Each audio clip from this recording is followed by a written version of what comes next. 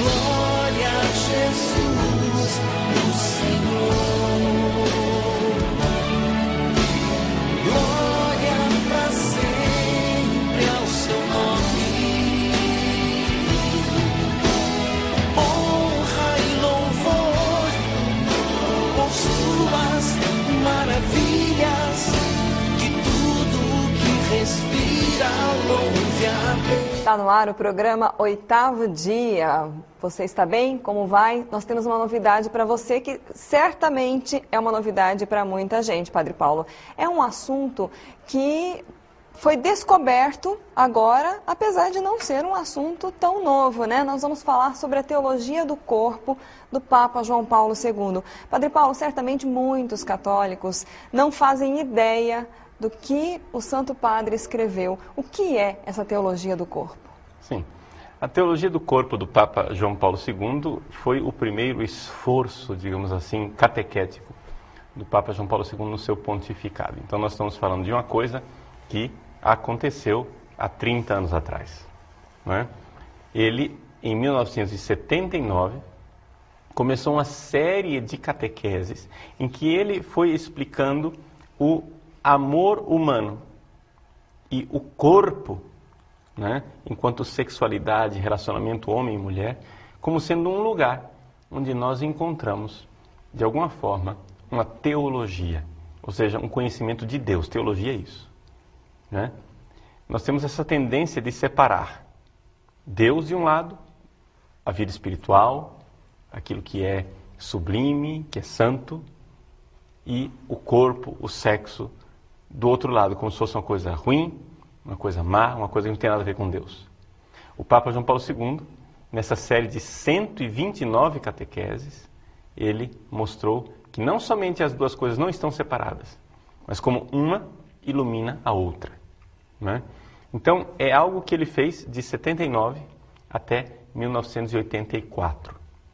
Lembrando que nesse intervalo, nós tivemos o quê? A grande viagem do Papa João Paulo II ao Brasil, em 1980, que foi extraordinária. Depois, em 81, o atentado da Praça de São Pedro, né, em que o Papa foi baleado. E, é claro, então, se ficou um tempo, né, durante as viagens, durante a recuperação do Papa no hospital, se ficou um tempo sem essa possibilidade de dar continuidade às catequeses. Mas então, logo que o Papa pôde, ele retomou e concluiu em 1984 a sua teologia do corpo. 129 catequeses, que são um dom extraordinário para a Igreja. Como essas catequeses, elas são feitas numa linguagem um pouco teológica, não é dificílima, mas também não é fácil. Elas levaram um tempo para as pessoas descobrirem a sua riqueza. Não é? Então, o Papa pronunciou essa catequese em 84, mas foi somente a partir do ano 2000, não é, que a coisa começou a se tornar popular. Ou seja, vamos usar a linguagem jovem hoje em dia, né, que o negócio começou a bombar. Né? Começou a bombar no ano 2000. Né? Então nós estamos já há 10 anos que isso, nos Estados Unidos e na Europa, é algo que vai tomando corpo, uma espécie de movimento, nas paróquias, onde uma série de palestrantes, de padres, conferencistas, uma série de livros, DVDs, são sendo produzidos, sobretudo nos Estados Unidos, a respeito da teologia do corpo do Papa João Paulo II. Né? Claro que nós vamos iniciar, então, a partir de agora, também uma série para nós aprendermos um pouco mais, nos aprofundarmos. O Oitavo Dia é um programa de aprofundamento na nossa fé, né, Padre Paulo? Só que, infelizmente, não vai dar para tratar dos 129, né? O que o senhor começaria trazendo para nós como o princípio desse estudo, dessa teologia do corpo? Bom, a teologia do corpo parte de uma intuição, que é uma intuição bastante, digamos assim, original do Papa João Paulo II. Original, porém, profundamente em sintonia com a tradição da Igreja. Em que sentido? Nós, na tradição da Igreja, sabemos, pela revelação de Deus na Sagrada Escritura, que o homem foi feito à imagem e semelhança de Deus. e que, portanto, se nós olharmos para o ser humano, ali no homem, imagem e semelhança, nós temos algo que nos fala de Deus. E se nós olharmos para Deus, nós teremos ali algo que nos fala do homem. Ou seja, são duas realidades que se iluminam. Até aí, nada de novidade. Não é? Por quê? Porque nós sabemos que Deus, quando Ele se fez homem em Jesus Cristo, em Jesus, no homem Jesus, Deus revela Deus ao homem, mas também o homem ao próprio homem. Por quê? Porque no fundo, nós não sabíamos direito o que era um ser humano. Não é? Nós só conhecemos o ser humano a partir da realidade do pecado original, o ser humano quebrado pelo pecado. E justamente o pecado original é muito interpretado exatamente em cima do sexo, né? Da questão sexual. Exato. Então, o Papa João Paulo II, onde está a originalidade dele? Ele disse, é verdade, o homem é imagem e semelhança de Deus, mas não o homem, humanidade abstrata, mas o homem enquanto homem e mulher. No princípio, Deus os criou homem e mulher. Então, esse no princípio, que está lá no Evangelho, na frase de Jesus, do Evangelho de São Mateus, né? Esse no princípio, é lá que nós temos que ir, nós temos que enxergar que o homem e a mulher, de alguma forma, são uma imagem de Deus. Em que sentido? O Papa João Paulo II, ele, além de Papa, né, ele é um filósofo personalista. É interessante a gente ver isso, né, que nós trocamos de faculdade quando nós trocamos de Papa. Né? Nós hoje temos um Papa teólogo, Bento XVI. Já João Paulo II era mais um Papa filósofo. Ele gostava mais desse campo da filosofia. Então nós saímos da filosofia e fomos para a teologia, com Bento XVI. Mas o Papa João Paulo II, como filósofo personalista, o que ele vê? Que o ser humano é uma relacionalidade. É uma relação. E esta relação que o ser humano ela se encontra impressa no próprio corpo do ser humano. É uma coisa que parece óbvia, né? Depois que você ouve o que eu vou dizer agora, você diz, puxa vida, mas como é que eu nunca pensei isso? Né? Mas precisou ter essa mente filosófica de João Paulo II, e o filósofo é aquele que tipicamente consegue se admirar com as coisas mais banais. Né? A filosofia ela nasce disso. A filosofia ela nasce da admiração pelas coisas mais corriqueiras. Né? Por exemplo, Aristóteles pensa, mas por que o ser e não o nada? Né? E por que as coisas existem? Quando nada poderia existir, nada poderia não existir nada, né? Em tantas coisas existem. E vai ali, ele vai refletindo. Então, João Paulo II se viu diante do corpo humano. E ele notou o óbvio, mas que a gente não nota. Que o corpo de um homem não faz sentido sozinho. E que o corpo de uma mulher também não faz sentido sozinho. Ou seja, não tem sentido. Pegue o corpo de um homem do sexo masculino, aqui, né? E você vê claramente que o corpo dele, mais especificamente, né? Desculpem eu falar assim com toda a clareza, porque é que nós fomos tão perturbados por uma cultura que nos bombardeia de forma contra a natureza, que a gente precisa dizer o óbvio. Né? Então, desculpem o despudor de falar assim com tanta clareza, mas se a gente olha para o órgão genital masculino, se a gente olha para todo o aparelho reprodutor masculino, aquilo não tem sentido em si mesmo. Só tem sentido enquanto é visto como algo que está em relação com o aparelho reprodutor feminino. Então, se você pensa, né, aquilo que é o pênis, órgão genital masculino, a vagina, órgão genital feminino, um só faz sentido para o outro. É que nós estamos numa cultura em que as pessoas acham que podem ter relações sexuais do jeito que quiser. Então nós perdemos a noção desse dessa obviedade. Eu vou dizer a obviedade. A noção é a seguinte: só existe encontro genital entre um homem e uma mulher. Quando um homem tem relações sexuais com outro homem, ele pode fazer o que quiser, não haverá encontro genital. Entende? Por quê? Porque mão, boca, ânus, nada disso é órgão genital. Né? A boca e o ânus fazem parte do aparelho digestivo. A mão é um membro que eu uso, né, para ter relacionamento com o mundo, mas não é reprodutora. O aparelho reprodutor do homem unicamente consegue ter um relacionamento com o aparelho reprodutor da mulher. Isso parece óbvio, mas nós estamos na sociedade tão louca que incutiu na nossa cabeça que o sexo pode ser feito de qualquer jeito. E ele não pode ser feito de qualquer jeito. Veja, eu não sei se você está entendendo o que eu estou dizendo. Eu não estou dizendo que não pode um homem ter relacionamento genital com outro homem. Eu estou dizendo que é impossível. Nem que eles queiram. Não é? É impossível. Não funciona. Um não foi feito para o outro. O relacionamento genital, não é? Um pênis com outro pênis não se relacionam. Não é? Assim como uma vagina com outra vagina não se relacionam. Não funciona. Para você ter uma relação sexual, você vai ter que inventar uma perversão de colocar outros órgãos que não tem nada a ver com a sexualidade no meio do relacionamento. Não é? Então, aqui que está essa obviedade.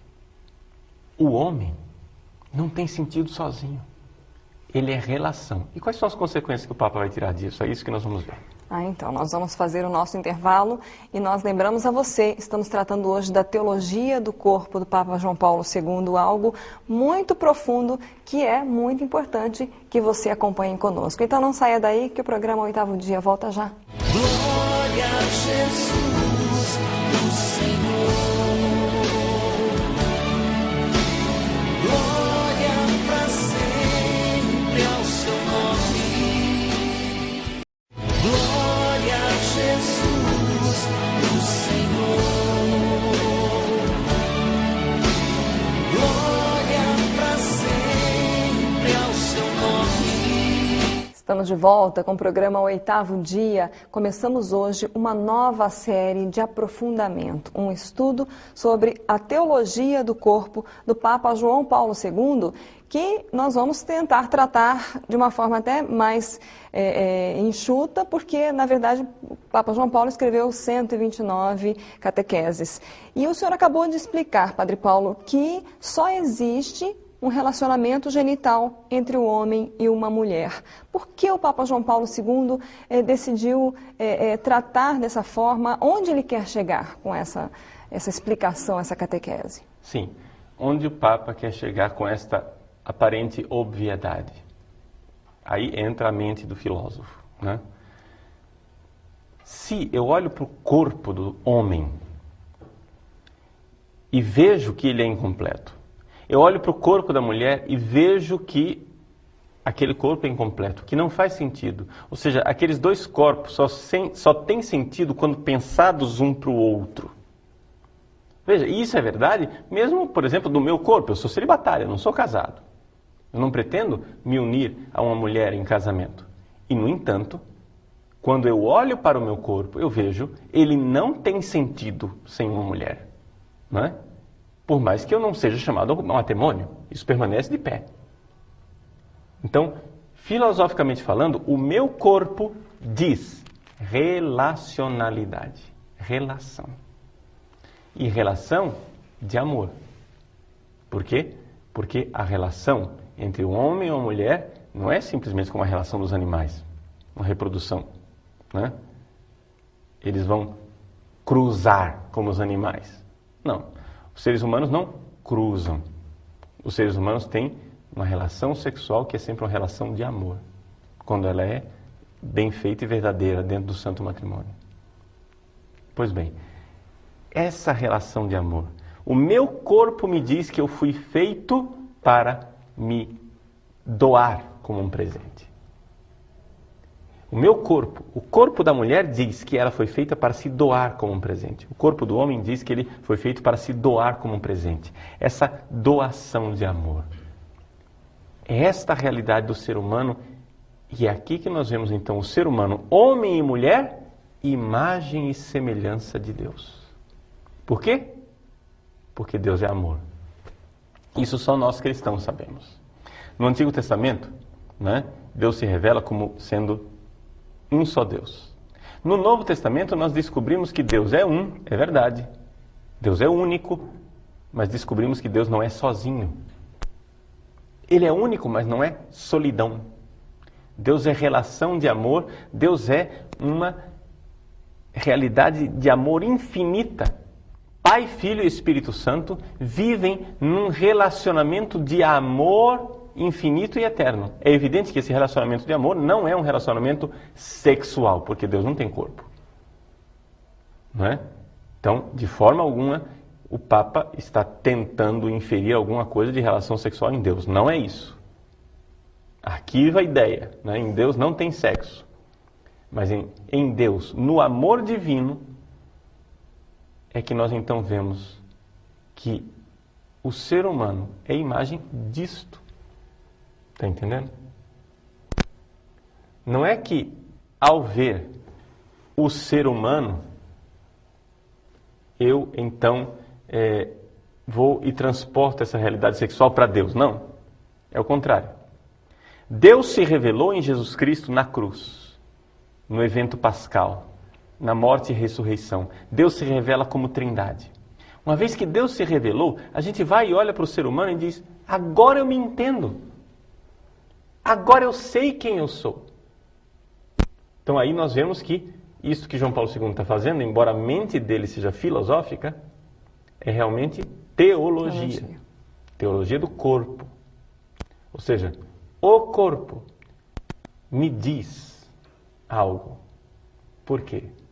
Eu que sou cristão, eu que tenho fé, eu que pela revelação sei que Deus é amor, quando eu vou e olho para o meu corpo, eu vejo, eis aí, eu sou imagem e semelhança desse amor.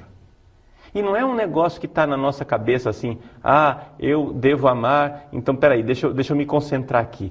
Eu fui feito para o amor, eu fui feito para o amor, eu fui feito para o amor, eu vou então incutindo isso na minha cabeça. Não, isso está escrito no seu corpo, no físico, está aí, está escrito que você não foi feito para ser sozinho. Não se explica o ser humano sozinho. Aí você vai perguntar, né? Mas, padre, então quer dizer que o celibato é um absurdo? Não, o celibato não é um absurdo e nós vamos dedicar um dos nossos programas dessa série para o celibato. Então, deixa eu já pôr as mãos na frente antes de você... Guarda um pouquinho o assunto, né? Guarda o assunto, porque nós vamos tratar disso. Com certeza. Tá? Então, nós vamos tratar disso. Então, existe essa coisa. Então, não sei se deu para entender onde é que está a intuição básica da teologia do corpo. Assim, recapitulando. O homem é a imagem e semelhança de Deus. Mas não o homem sozinho, solitário. Homem e mulher é a imagem e semelhança de Deus. Assim como isso só os cristãos podem enxergar. Por quê? Porque só os cristãos têm uma trindade, onde Deus é amor infinito, e conseguem enxergar então que no amor humano existe uma imagem do amor infinito de Deus. Isso é muito profundo, Padre Paulo, porque muitas vezes há interpretações erradas justamente desse trechinho, né, da criação do homem e da mulher lá no princípio, porque às vezes a interpretação é a seguinte: o homem e a mulher são semelhanças de Deus, só que com um recorte, né? Tira-se os órgãos sexuais de cada um, que isso é do pecado, é do mal, né? E aí as pessoas às vezes perdem de se aprofundar e ver a sexualidade como algo de Deus mesmo, né? Sim, exato. E aqui o João Paulo II tem essa grande intuição quando, veja como Deus é assim, providente. Isso João Paulo II pensou na década de 50, muito antes de ser Papa. Ele foi eleito Papa em 78. Então, 30 anos antes, João Paulo II já estava trabalhando na sua teologia do corpo, já estava como um jovem sacerdote estudando essa realidade da teologia do corpo. Exatamente no mesmo momento em que no mundo acontece uma explosão da revolução sexual. Não é? E exatamente essa revolução sexual que vai pegar o sexo como bandeira para afastar as pessoas de Deus. João Paulo II vai pegar também a sexualidade como uma bandeira, mas para trazer as pessoas para Deus. Teologia do corpo.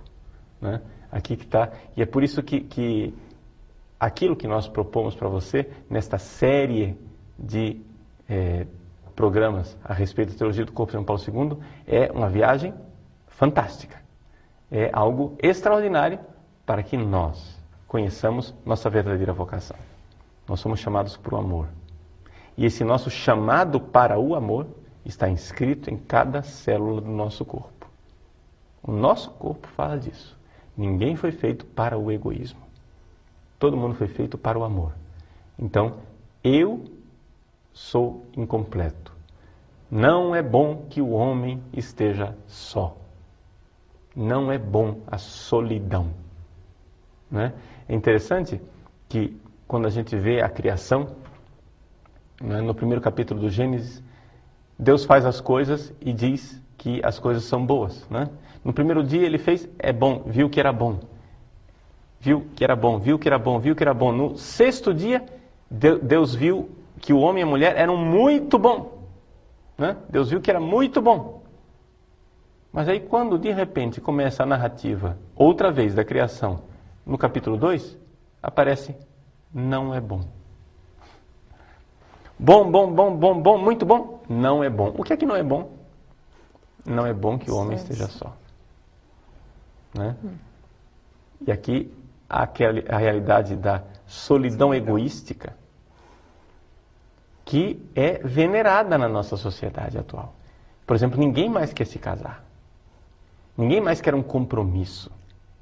Eu quero ser feliz por mim mesmo. Eu uso o corpo das pessoas tendo relações sexuais. Vejam como é muito diferente o celibato do padre. O padre não se casa para quê? Para amar, para entregar o seu corpo, né, por amor à igreja. É um compromisso, é um sim, é uma responsabilidade. Enquanto o mundo atual não se casa, igualzinho ao padre. Não se casa, mas não se casa egoisticamente. Não se casa não para dar o seu corpo como sacrifício, mas para usar o corpo dos outros egoisticamente, como se fosse um grande sanguessuga. Né? Isso é típico da sociedade moderna e aqui que está a grande doença do mundo atual. Para a gente ter um panorama, Padre Paulo, do que nós vamos tratar nos próximos programas, quais são os assuntos, né, que o senhor considera importantes para a gente estudar dessa teologia do corpo do Papa João Paulo II? Bom, nós poderíamos dividir a coisa para você entender esquematicamente, não é, em uma história. Essa história tem um passado, um presente e um futuro. No passado, nós iremos nos deter uns momentos refletindo a respeito das nossas origens. Como era no princípio? Como é que Deus sonhou tudo isso? O presente, nós iremos ver que nós fomos marcados pelo pecado original e que Jesus nos redimiu. E o futuro, nós iremos ver o grande casamento espiritual ao qual nós somos chamados nas núpcias do Cordeiro, que é o que nós iremos viver no céu. Presente, passado e futuro. Além desta realidade histórica, nós iremos nos deter também nas vocações básicas da igreja, que são o matrimônio e o celibato. E também vamos ter um tempo para conversar a respeito de algumas dúvidas com relação a problemas sexuais específicos, como masturbação, anticoncepcionais, divórcio e assim por diante.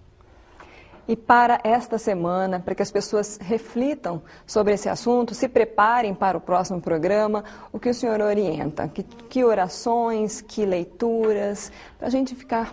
Bom, se você quiser, você pode acessar, né, no meu site, né, você vai encontrar lá um link onde estão as catequeses do Papa João Paulo II com relação à teologia do corpo. Ela vai colocar para você essas catequeses e então você já pode fazer uma leitura inicial. Claro, o volume é muito grande, são 129 catequeses, não se assuste. Mas você já pode começar com esse tiragosto, não é? Pode ir acompanhando o meu site. Dia, né? O site é padrepauloricardo.org. Você é convidado a acessá-lo e estudar essa teologia do corpo do Papa João Paulo II. Então nós vamos ficando por aqui, Padre Paulo, e vamos voltar então na semana que vem, falando um pouco mais sobre a teologia do corpo do Papa João Paulo II. Bom domingo para você. Até lá. Glória a Jesus, o Senhor. Glória para sempre ao seu nome. Honra e louvor por suas maravilhas, que tudo que respira louve a Deus. Glória a Jesus, o Senhor. Glória para sempre ao seu nome. Honra e louvor por suas maravilhas, que tudo que respira louve a Deus. Olá, seja muito bem-vindo. Está no ar o programa Oitavo Dia. Nós iniciamos na semana passada uma nova sequência de estudos para você. Estamos falando da teologia do corpo do Papa João Paulo II. Você já ouviu falar? Então, se você está iniciando agora essa sequência, acompanhe conosco, porque ela é muito importante. O seu conhecimento, o nosso estudo sobre o que disse o Papa João Paulo II sobre o nosso corpo, o corpo da humanidade, tudo que envolve, é muito importante também para você passar adiante. Né, Padre Paulo, para as pessoas passarem para os jovens, ensinarem as crianças, viverem na própria vida, toda a riqueza que o Papa João Paulo II traz na teologia do corpo. Sim. E hoje, o que vai ser? O que nós vamos falar? De fato, essa teologia do corpo do Papa João Paulo II, ela é uma espécie de bomba relógio, como diz o biógrafo do Papa, George Weigel, que no século XXI, certamente, nós vamos descobrindo aos poucos a grandeza daquilo que este homem escreveu e isso certamente irá transformar a vida das pessoas. E o assunto desta semana nós iremos olhar o que é o projeto de Deus na sua origem. Na origem, o que é que Deus pensou, o que é que Deus planejou para os seres humanos com relação ao corpo.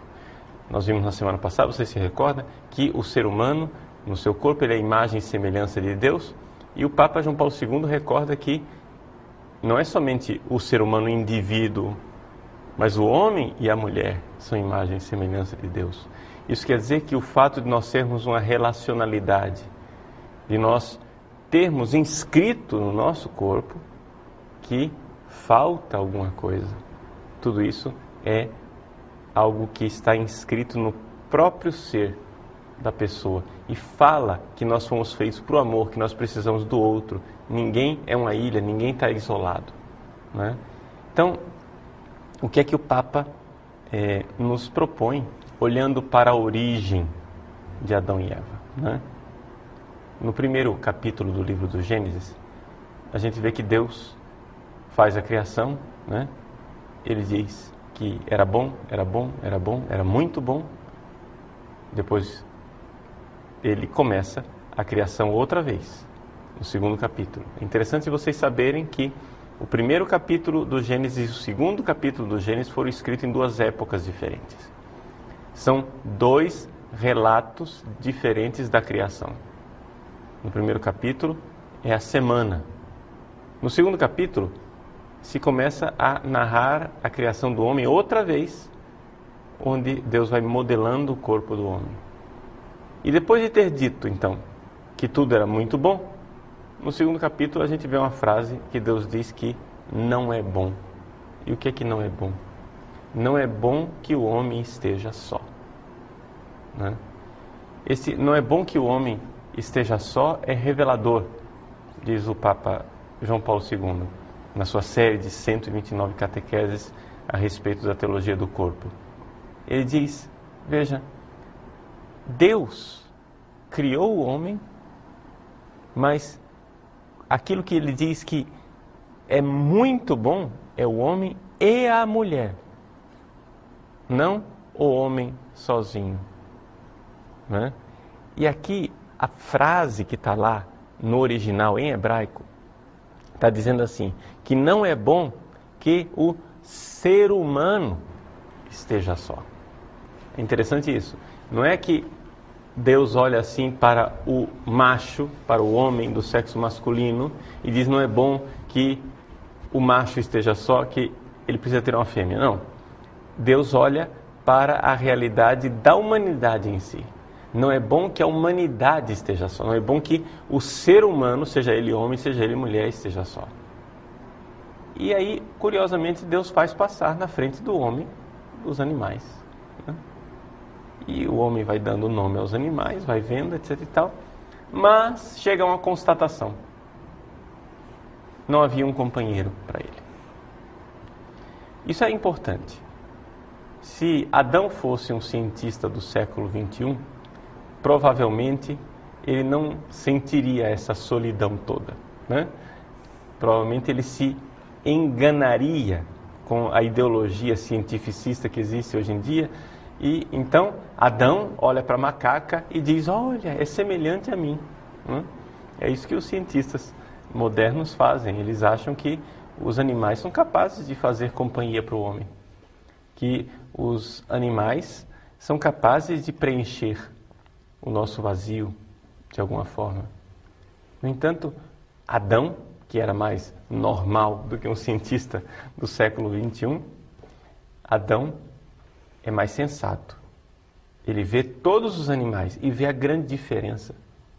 Vê o abismo que existe entre ele e os outros animais.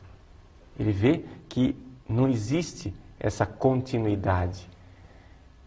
Nós parece que perdemos um pouco essa coisa, né? Quando a gente vê, né, essas pessoas com os seus cachorrinhos, né, e que tratam os cachorros como se fossem seres humanos, que o cachorro morre, fazem luto, o cachorro deixa testamento e tudo, né? Coisas que antigamente eram piadas, né?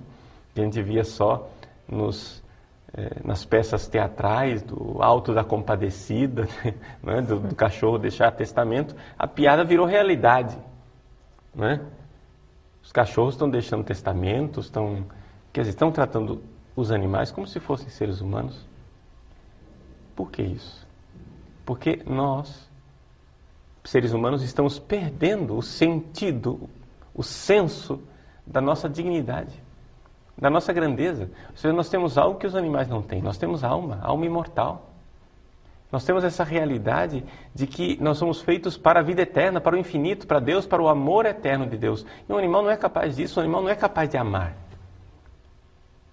O animal, ele é capaz de se apegar ao seu dono. O animal, ele é capaz de reagir instintivamente diante dos apelos sexuais. Mas o animal não é capaz de amar. Não é capaz de realizar este ato interior que nós fazemos de doação total. E nisto o ser humano é imagem e semelhança de Deus. Quando o esposo se doa completamente, né, à sua esposa, e quando o ato sexual dos dois é a expressão dessa doação total, então nós temos aí a imagem e semelhança de Deus. Então essa espécie de solidão original do homem é muito importante. O Papa João Paulo II, ele salienta esta solidão original, que nós precisamos redescobrir, que nós precisamos reencontrar. Porque essa solidão original fala que o ser humano é incompleto. Aí a gente pode dizer, sim, então quer dizer que o homem sem mulher é incompleto? Não, mesmo o homem com mulher ainda continua incompleto. Por quê? Porque essa solidão originária aponta para a união com Deus. Ou seja, existe em nós um coração inquieto que não descansa enquanto não descansar em Deus. É interessante a gente ver que certos casais, depois de longos anos de convívio, ainda assim, eles percebem que tem um matrimônio muito satisfatório, muito bom, tem filhos, são contentes, mas ainda assim percebem dentro de si, com honestidade, essa realidade de que o consorte, né, a esposa ou o esposo, não são capazes de preencher o vazio. Preencher, porque só Deus é que preenche. Como diz Santo Agostinho, aquela famosa frase que abre o seu livro das Confissões, né? Senhor, fizeste-nos para vós, e o nosso coração está inquieto enquanto não repousa em vós. Então esta solidão originária do homem fala da solidão que todos nós temos em Deus. Aqui que está a grandeza do projeto. Então, dentro da igreja, quando a gente vive o matrimônio e vive o celibato, né, a gente tem um equilíbrio nessas duas vocações. E aqui que está a riqueza da igreja ter várias vocações. O homem e a mulher vivem um para o outro, sabendo que não é bom que o homem esteja só. E o celibatário vive para testemunhar que mesmo esta união do homem e da mulher não é capaz de preencher tudo, mas que na verdade ele vive lá para testemunhar que somente em Deus é que essa solidão vai ser apagada. E assim se equilibra, né? Os dois testemunham, o casal testemunha para o celibatário que ele não pode ser uma pessoa isolada, ele tem que amar, ele tem que procurar os outros, ele tem que se abrir. E o celibatário testemunha para o casal que não adianta os dois quererem se saciar, porque vão terminar deteriorando o relacionamento. Então, essa riqueza, né, desta espécie de dialética entre solidão e comunhão. Padre Paulo, então o homem, seja celibatário ou o casal, homem e mulher, eles devem se voltar para Deus dentro dessa solidão original, né? Eles precisam dessa presença de Deus na vida deles. Mas dentro desse tema ainda, o que mudou com o pecado original lá do Gênesis? Bom, o que mudou com o pecado original é que a solidão, que antes era algo que puxava para Deus, né, começou a ser uma espécie de barreira. Exatamente porque o homem começou a se sentir sozinho, ele começou a idolatrar as criaturas e, portanto, por consequência, começou a idolatrar o corpo das outras pessoas, querendo saciar essa solidão de qualquer jeito. Então, aqui que está a situação problemática. Existe um autor inglês chamado G.K. Chesterton. Ele diz assim: em cada homem que bate a porta de um bordel, existe um homem que está buscando Deus. Só que ele está buscando no lugar errado, né? Então o pecado original fez com que a gente se desviasse. E essa solidão insaciável que está dentro de nós, que antes era algo que nos impulsionava para Deus, agora vai se tornando algo de compulsivo que faz com que a gente fique buscando continuamente uma união com as criaturas, querendo que as criaturas façam aquilo que é impossível, que é saciar o nosso coração. Bom, Padre Paulo, nós vamos fazer a nossa pausa e aí retornamos então para falar, para o senhor explicar um pouco mais para nós o que isso pode provocar quando, na vida da gente, quando a gente acaba distorcendo, né, a nossa vida e buscando caminhos errados que não a Deus. Então nós voltamos daqui a pouquinho, não saia daí. Glória a Jesus, o Senhor. Glória para sempre ao seu nome. Glória a Jesus, o Senhor. Glória para sempre ao seu nome.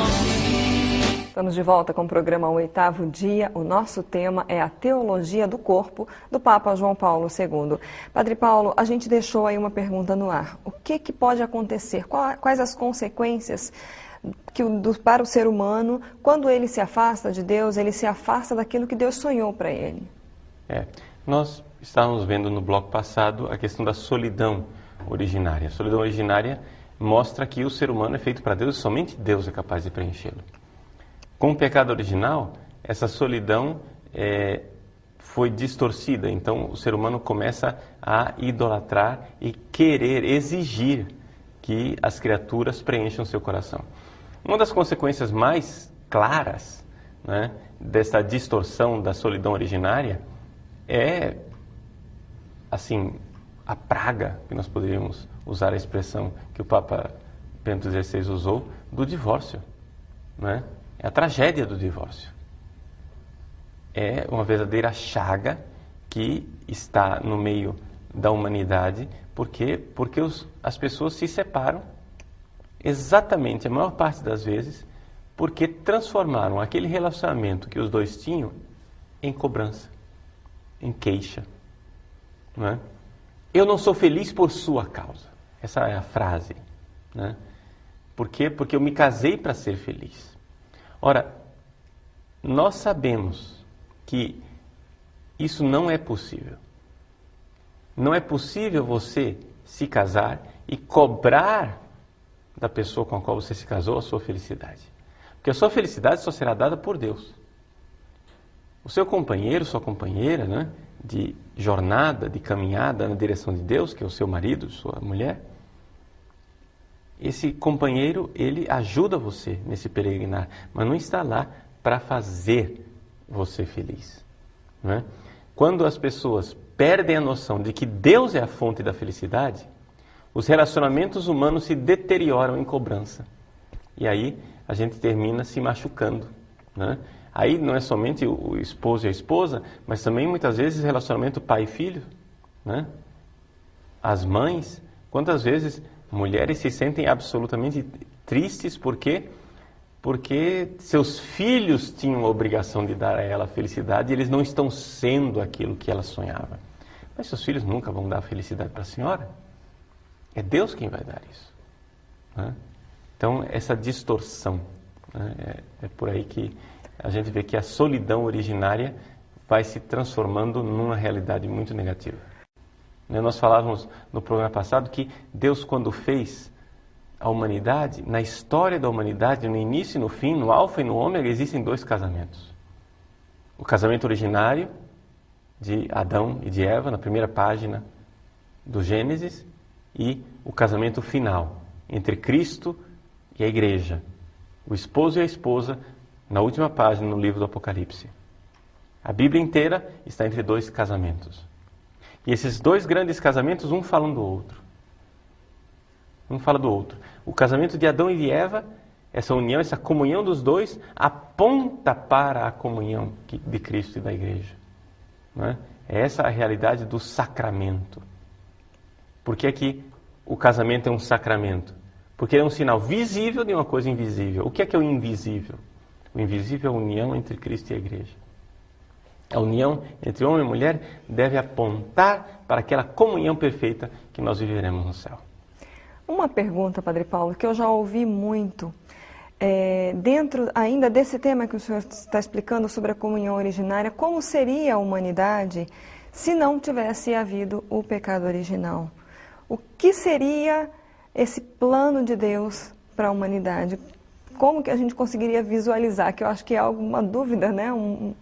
Que muita gente tem. Veja, o que é que havia originalmente?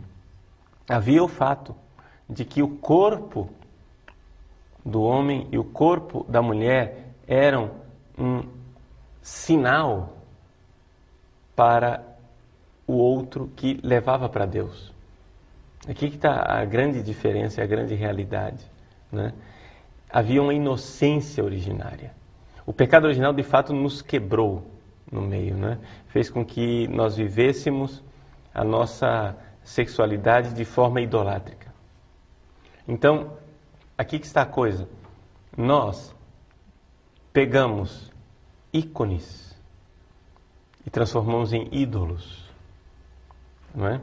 O corpo do homem e da mulher deveriam ser um ícone que falam de Deus. Por causa do pecado original, nós transformamos o ícone em ídolo. Isso é um pouco aquilo que os protestantes não conseguem enxergar, a diferença entre um ícone e um ídolo. Não é? Eles estão toda hora falando contra as imagens, né? Contra as nossas... Mas isso faz parte do projeto original, que o homem seja imagem e semelhança de Deus. É projeto original de Deus que o homem, de alguma forma, seja imagem do invisível que é Deus. Agora, ser imagem quer dizer ser um ícone que me leva para Deus.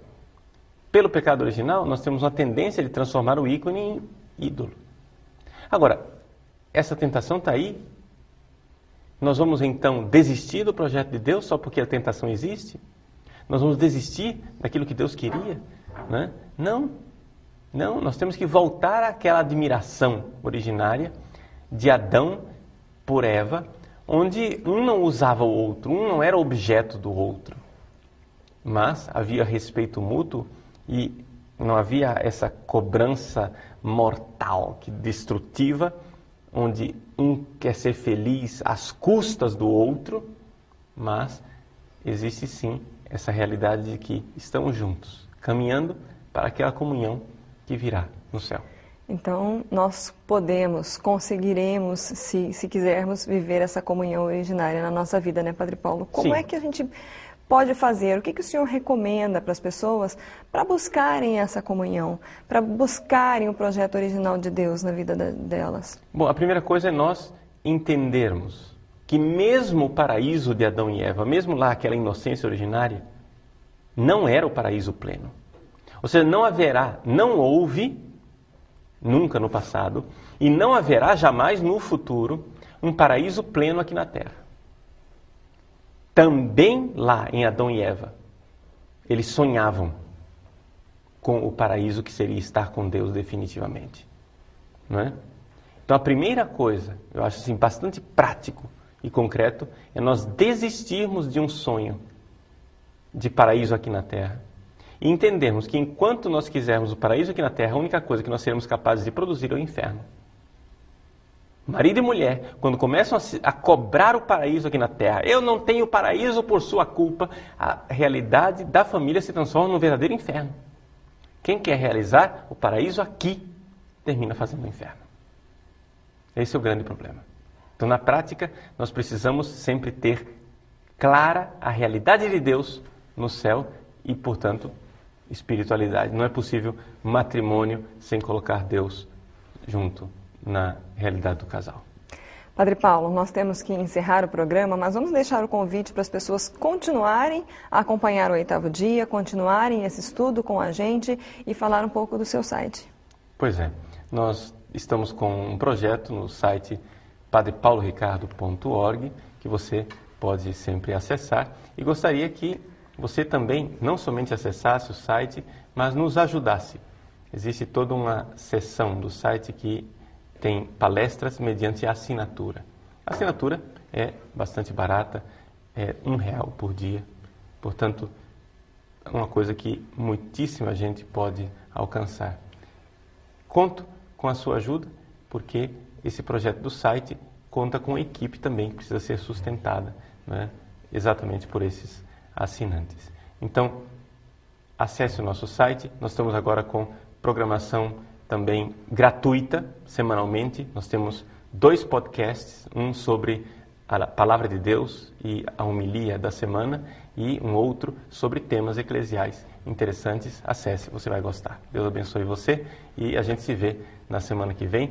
Continuamos o nosso 8º dia com a Teologia do Corpo de João Paulo II. Até a próxima semana. Glória a Jesus, o Senhor.